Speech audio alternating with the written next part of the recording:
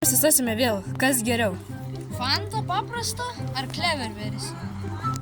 Šįkart mes irgi testuosim atsidarimo garsą, tai čia Fanta paprasta. Ok, nebuvo toks garsas, aš sakyčiau 3 iš 10 garsas. Ir dabar testuosiu Clever.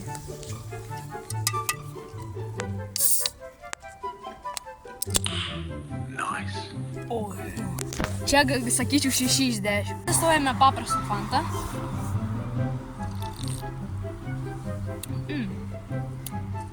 Sakyčiau 7,5. Dabar Clever Fanta bandom. Jau spalva lygiai tokia pat.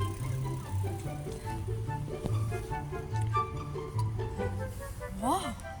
Irgi 7 iš 10. Aš testuosiu Fanta paprastą. Tai 8,5. Ok, dabar Clever.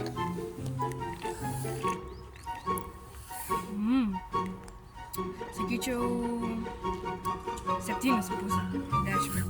Mažai skirtumų, bet Fanta. Bet kainą laimėjo vis dėlto Clever. Dėl to čia kainavo 69 centus €30. Tai Clever verčiau pirkti.